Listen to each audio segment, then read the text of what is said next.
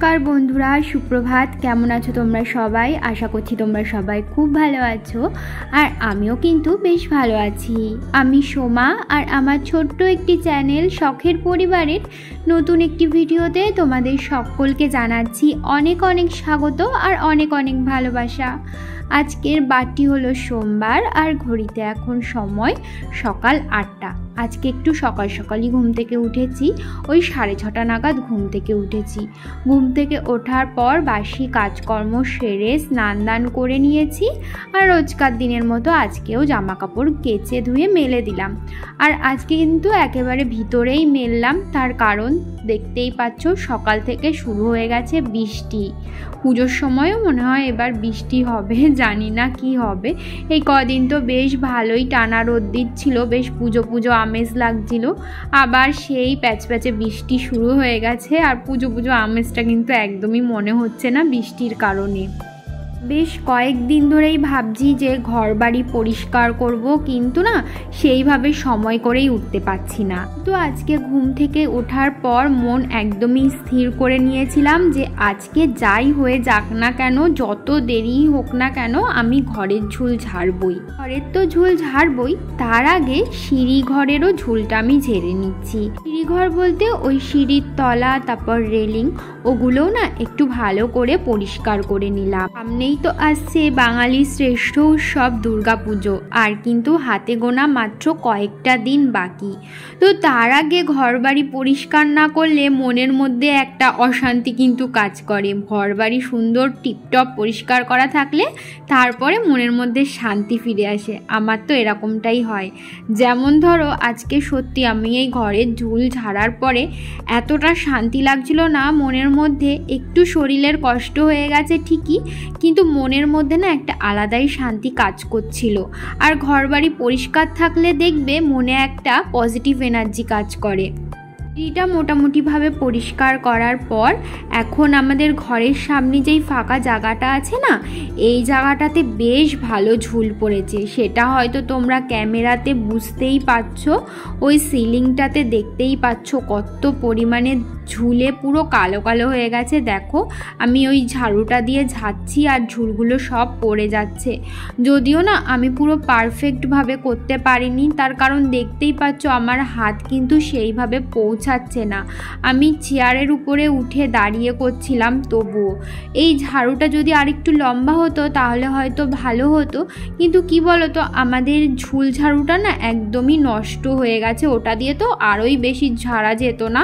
এটা হচ্ছে গিয়ে একটা ঘর ঝাড় দেওয়া ঝাড়ু, যেটা এখন নষ্ট হয়ে গেছে, ঘর ঝাড় দেওয়া যায় না। এটা দিয়েই কিন্তু আমি ঝুলগুলো ঝেড়ে ফেলছি। বাইরের ঝুলটা ঝাড়ার পর চলে এসেছি ঘরে। আর সত্যি কথা বলতে আমাদের এই ঘরে এত পরিমাণে ঝুল পড়েছিল না যে কি বলবো। তোমরা তো ক্যামেরাতে বুঝতে পারছো না, কিন্তু খালি চোখে কিন্তু বেশি ভালোই বোঝা যাচ্ছিল যে প্রচণ্ড পরিমাণে ঝুল পড়েছে। আসলে প্রায় 2-3 মাস আমি ঘরের ঝুল ঝাড়ি না, তো সেই কারণেই আর কি ঘরের এই হাল হয়েছিল। তো আমার না ঘরটা আমি দেখতাম আর এত মনের মধ্যে অস্বস্তিকর লাগতো যে কবে আমি ঘর পরিষ্কার করব। কিন্তু ঘর পরিষ্কার করব বললেই তো হয় না, একটা হাতে টাইম নিয়ে তারপরে এই ঘর পরিষ্কারের কাজে লাগতে হয়। তো আজকে দেখো আমি সকালে ভেবেই নিয়েছিলাম যে যতই দেরি হয়ে যাক না কেন আমি ঘর পরিষ্কার করেই ছাড়বো। আর দেখো করেও ছাড়লাম। মনে একটা যদি জেদ থাকে না, তুমি দেখবে সব কাজই সফল হতে পারবে, সে ঘরের কাজ বলো আর বাইরের কাজ। তো যাই হোক, ওদিকে ঘরের ঝুল তো আমি মোটামুটি কি ভালোভাবেই ঝেড়ে নিয়েছি, সাথে দেয়ালগুলোও কিন্তু আমি পরিষ্কার করে নিয়েছি। তারপরে এখন জানলাগুলো পরিষ্কার করে নিচ্ছি। আমাদের এই ঘরে দুপাশে দুটো জানলা, ওই পাশের জানলাটা দেখতেই পেলে পরিষ্কার করে নিয়েছি ভালো করে। আর এই পাশের জানলাটা তো দেখতেই পাচ্ছ একদমই খারাপ অবস্থা। জানলার কাজগুলো সমস্তটাই ভেঙে গেছে। যেহেতু জানলার কাজগুলো ভাঙা, তো সেই কারণে না রোজ দিন জানলাগুলো খুলতে পারি না। যদি জানলার কাজগুলো সবকটা থাকতো তাহলে রোজ দিন জানলাটা খুলে দিলে না ঘরে বেশ ভালো আলো বাতাস প্রবেশ করতে পারে। তো যাই হোক, ওদিকে ঘরের ঝুল ঝাড়া, জানলা পরিষ্কার করা সমস্ত কিছু আমার প্রায় হয়েই গেছে। এখন এই যে পাখাটা পরিষ্কার করে নিচ্ছি। পাখাটাও কিন্তু একদম কালো হয়ে গেছিলো, সাদা ফ্যান পুরো কালো হয়ে গেছিলো। আর এই পাখায় না নোংরা জমে হাওয়াটাও কিন্তু কম হচ্ছিল। ফ্যানটার কালার যেহেতু সাদা, তো সেই কারণে একটু নোংরা হলেই না পুরো নোংরাটা ফুটে ওঠে, তো ভালো করে পরিষ্কার না করলে একদমই হয় না। সবার প্রথমে আমি ফ্যানের যেই ধুলো ময়লাগুলো পড়েছিল সেই ধুলো ময়লাগুলো ভালো করে পরিষ্কার করে নিয়েছি। তারপরে কলিং দিয়ে পাখার প্লেটগুলো একদম চকচকে করে মুছে নিচ্ছি। আর প্লেটের শেষের দিকটা দেখতে পাচ্ছ না, একদম কালো কালো, আসলে ওই জায়গাগুলোয় না হালকা হালকা জং পড়ে গেছে, সেই কারণে আর কি ওই জায়গাগুলো কালো কালো লাগছে। তো যাই হোক, ফ্যানটা পরিষ্কার করে নিয়েছি। তারপরে এই দেখো একটা ফটো আমাদের ওই দেওয়ালেই লাগানো ছিল, ঝুল ঝাড়ার সময় না ফটোটা আমি খুলে রেখেছিলাম। তো এখন ফটোটা ভালো করে পরিষ্কার করে আবার যেখানে লাগানো ছিল সেখানে লাগিয়ে দিলাম। ওখানে আছে আমার দাদু শ্বশুর, ঠাম্মা শাশুড়ি আর আমার হাজবেন্ড। তো যাই হোক, ফটোটা লাগানোর পর তার পাশেই রয়েছে আমাদের একটা আলমারি। তো এই আলমারিতে কভার পরানো ছিল, কভারটা খুলে নিয়েছি। খোলার পর আলমারিটাও কিন্তু কলিং দিয়ে ভালো করে মুছে নিলাম। তারপরে আরও একটা আলমারি রয়েছে আমাদের ঘরে, সেই আলমারিটাতেও কভার পরানো ছিল, সেই কভারটাও খুলে আলমারিটা ভালো করে মুছে নিয়েছি। আর প্রচণ্ড পরিমাণেই তাড়াহুড়ো করে আমি কাজকর্ম করছিলাম। আর এই ঘরের সমস্ত কাজ করতে করতে আমি মাঝে আরও অনেকগুলো কাজ সেরেছি, যেমন রান্নাঘরের কাজবাজ। ওই শ্বশুরমশাই মাঝে মাছ নিয়ে এসেছিলেন, সেই মাছগুলো ধুলাম। মাছের তেল এনেছিল, সেই মাছের তেলটা ভাজলাম। মাছগুলো এখন রান্না করিনি, কয়েক পিস মাছ ভেজেছি, ওগুলো ওই দুপুরে খাওয়ার জন্য। আর কয়েক পিস মাছ ধুয়ে ফ্রিজে রেখে দিয়েছি, ওগুলো রাত্রে রান্না করব। তার মাঝে ছেলেকে স্নান করিয়েছি, খাইয়েছি। তারপরে আবারও এসেছি ঘরের কাজকর্ম কমপ্লিট করতে। আর দেখো, আমাকে খাট মুছতে দেখে আমার ছেলেও দেখো কি সুন্দরভাবে খাট মুছছিল।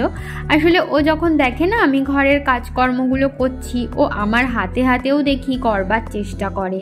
তো যাই হোক, ওকে না এই ধুলোবালির মধ্যে আসতে বারণ করছিলাম, সকাল থেকে তো ধুলোবালির মধ্যেই রয়েছে আমার পেছন পেছন।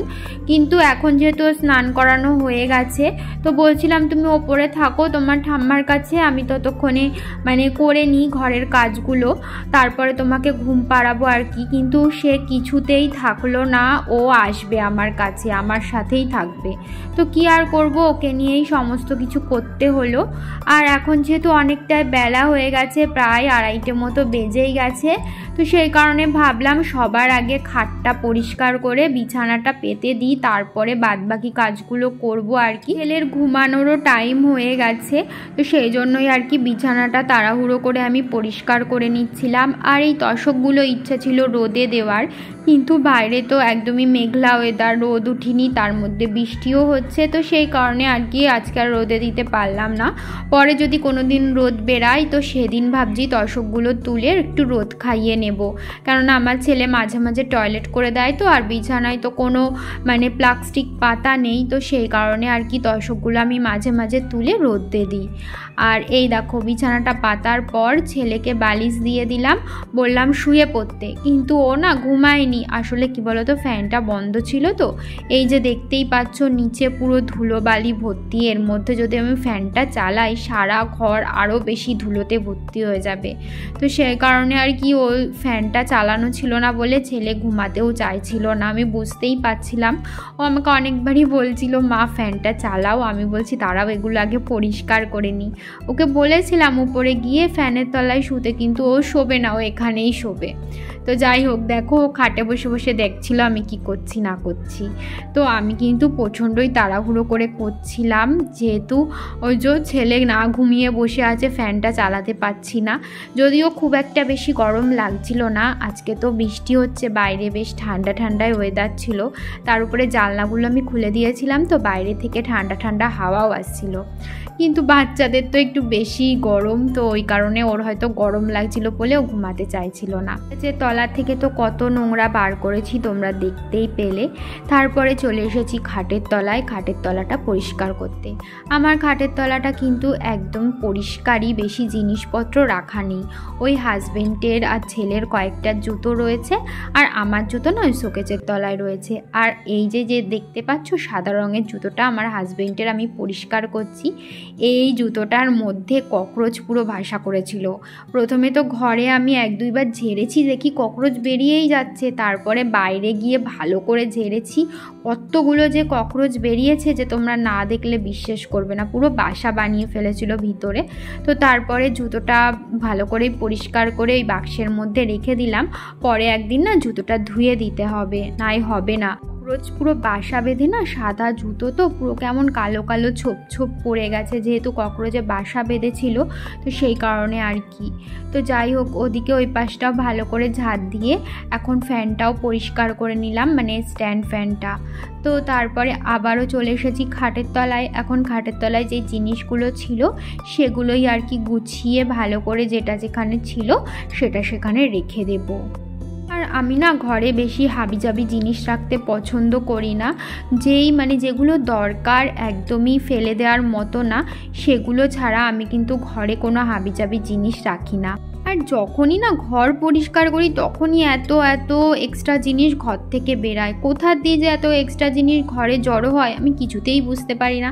এই ধরো এখন পরিষ্কার করছি, তো আবার যদি 1 মাস পরে ঘর পরিষ্কার করি, মানে ডিপ ক্লিনিং করি, তখন আবারও এরকম এক্সট্রা এক গাদা জিনিস বেরাবে। কোথা দিয়ে যে আসে এই এক্সট্রা নোংরা আমি তো বুঝতেই পারি না। তো যাই হোক, দেখতেই পাচ্ছ কত পরিমাণে নোংরা। আর নোংরাগুলো ওই যে দেখতে পাচ্ছ একটা ছেঁড়া ব্যাগের মধ্যে ঢুকিয়ে রাখছি। আসলে ব্যাগটা না ফেলে দেব, ওটা হাজব্যান্ডের ব্যাগ, ওই ব্যাগের চেন টেন সব কেটে গেছে, তো সেই কারণে হাজব্যান্ডকে জিজ্ঞেস করেছিলাম যে ব্যাগটা কি ফেলে দেবো, তো ও বললো যে হ্যাঁ ফেলে দাও। ওর কাছে জিজ্ঞেস না করে আমি ওর কোনো জিনিসই ফেলি না, তার কারণ এই ধরো আমি কোনো একটা জিনিস ফেলে দিলাম, আবার 2 দিন পরে ওর সেটার খোঁজ পড়বে, তখন না পেলে আমাকে আবার বকাঝকা করবে। তো সেই কারণে কোনো জিনিস ওর কোনো জিনিস ফেলবার আগে আমি ওকে আগে জিজ্ঞেস করে তারপরেই ফেলি। তো এই দেখো কত ধুলো বেরিয়েছে ঘর থেকে, আর আমার ছেলে কিন্তু এখনও ঘুমায়নি। এই তো ঘর পরিষ্কার করা প্রায় হয়ে গেছে, এখন পাখাটা ছেড়ে দেব, তারপরে আমি বাইরের কাজকর্মগুলো করব, ততক্ষণে মনে হয় ও ঘুমিয়ে পড়বে। এখানে কয়েকটা ক্যালেন্ডার ছিল, সেগুলো না ভালোই ধুলো পড়েছিল, সেগুলোই আর কি আমি মুছে মুছে নিচ্ছিলাম। একটা ক্যালেন্ডার ঘরে ঝুলিয়ে রাখবো আর বাদবাকিগুলো রেখে দেব। আর এই দেখো জানলার যেই কাঁচটা ভাঙা সেখানে না একটা কার্ডবোর্ড দিয়ে দিয়েছি, তা বাদেও একটা বড় প্লাই দিয়ে দিয়েছি। বন্ধুরা, ঘড়িতে এখন বেজে গেছে সন্ধ্যা 6টা। আর তখন তো দেখছিলে যে ঘরবাড়ি সমস্ত কিছু পরিষ্কার করছিলাম। আর তো ঘর পরিষ্কার করতে করতে অনেকটাই বেলা হয়ে গেছিলো, 2টো বেজে গেছিলো। আর সমস্ত কিছু করে আমি স্নান করে এসেছি 3:30-র সময়। তো তারপরে না ভিডিওটা কন্টিনিউ করা হয়নি। 3টের সময় স্নান দান করে এসে এই যে শুয়েছিলাম, শুয়ে ঘুমাইনি, শুয়ে শুয়ে ভিডিও এডিট করছিলাম। আর উঠেছি অনেকক্ষণই হলো, ওই 5:30টার দিকে উঠেছি। আর এখন তো 5:30টা হতে না হতেই 5:30টা বাজতে না বাজতেই সন্ধ্যা হয়ে যায়। তো যেহেতু সন্ধ্যা হয়ে গেছিলো সমস্ত ঘরের লাইট টাইট জ্বালালাম।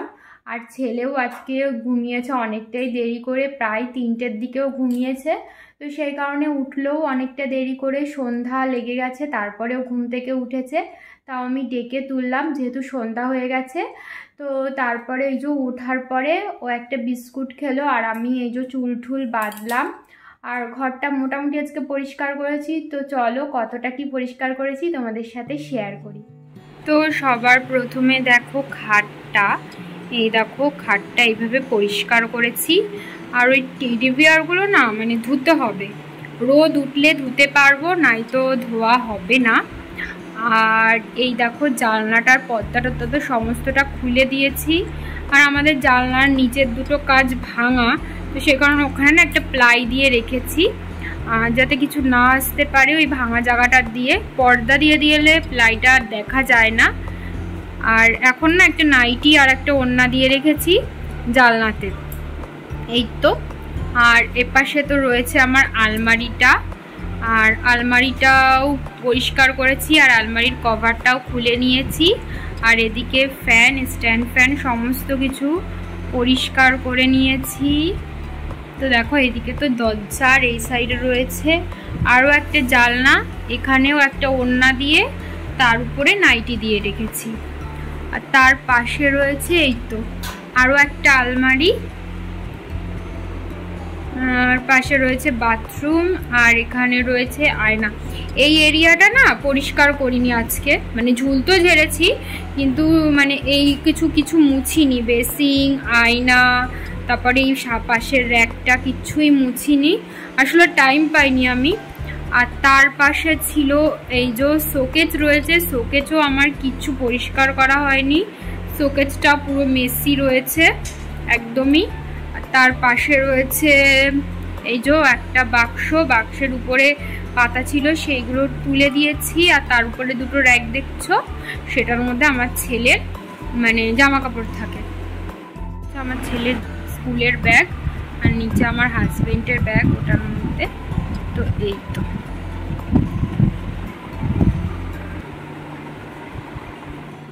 ঝুলটুল নেই, এত মনটা শান্তি লাগছে না যে কি বলবো। আর চলো তো, ফ্যানটা দেখো একদমই কিন্তু পরিষ্কার হয়ে গেছে। ফ্যানটা পরিষ্কার করার আগে তো তোমরা দেখেইছিলে কেমন পরিমাণে নোংরা জমেছিল। ঘড়িতে এখন বাজে রাত ওই 8টা। চলে এসেছি আমি রান্নাঘরে, আর রান্নাঘরে এসে মাছগুলোতে নুন হলুদ মাখিয়ে নিচ্ছি। মাছগুলোতে না আর হাত দিতে ইচ্ছা করছিল না, তাই একেবারে ওই টিফিন বাটির ঢাকনাটা লাগিয়ে ঝাঁকিয়ে নিলাম। আর নুন হলুদগুলো দেখলাম বেশ ভালোই মাছের গায়ে লেগে গেছে। তারপরে খুন্তিতে করে এই কড়াইয়ে মাছগুলো এক এক করে ছেড়ে দিলাম। 5 জন, তো সেই কারণে 5 পিস মাছই রান্না করছি। আর ঘরে ঝুল ঝেড়ে না আজকে প্রচণ্ড পরিমাণে শরীরটা খারাপ লাগছিল। কিন্তু শরীর খারাপ লাগলে কি, এই সংসারের কাজবাজ রান্নাবান্না এগুলো তো করতেই হবে। তো শাশুড়িমা বাড়ি থাকলে হয়তো শাশুড়িমাই রান্না করতেন, কিন্তু শাশুড়িমা যেহেতু বাড়ি নেই, উনি তো বাড়ি আসবেন 9টার সময়, তো সেই কারণে আর কি আমি রান্নাবান্নাটা করে নিচ্ছি। আর আজকে মাছের ঝোলটা করব ওল আর আলু দিয়ে। মাছগুলো ভাজা করে নেওয়ার পর ওল আর আলুটা কিন্তু আমি প্রেসারে সেদ্ধ করে নিয়েছিলাম।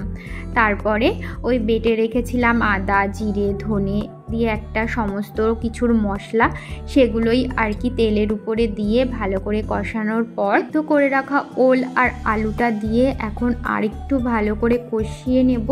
তারপর পরিমাণ মতো জল দিয়ে দেব, বেশি জল দেব না, কারণ আলু আর ওলটা তো সেদ্ধই আছে, সেই কারণে ওই মাপ মতোই জল দিয়ে ঢাকা দিয়ে দিয়েছিলাম। আর এদিকে দেখো ভাতও হয়ে গেছে, ভাতটাও কিন্তু আমি উবুর দিয়ে দিলাম। আবার না আমার প্রায়ই হয়েই গেছে। আর মাছের ঝোলটা বসিয়ে কয়েকটা বাসন হয়েছিল, এঁটো বাসন, সেগুলো আর কি আমি মেজে নিয়ে এসেছি। আর এদিকে দেখো মাছের ঝোলটাও একটু ফুটে উঠেছে, তাই মাছগুলো দিয়ে দিলাম। আর এদিকে দেখো আমি কিন্তু রান্নাঘরটাও পরিষ্কার করে নিয়েছি। আর মাছের ঝোলটা কিন্তু হয়ে গেছে, মাছের ঝোলটা নামিয়ে নিয়েছি। আর মাছের ঝোলটা নামানোর পর গ্যাসে বসিয়ে দিয়েছি দুধ জাল হতে। আর এদিকে চলো তোমাদেরকে দেখিয়ে দিই কি কি রান্না করলাম। ভাত আর মাছের ঝোল ওল আর আলু দিয়ে। তাহলে চলো বন্ধুরা, আজকের মতো ভিডিওটা এই পর্যন্তই রাখছি। আবারও দেখা হবে পরবর্তী ভিডিওতে। ভালো লাগলে একটি লাইক করে দিও, আর চ্যানেলটিকে সাবস্ক্রাইব করতে কিন্তু একদমই ভুলো না।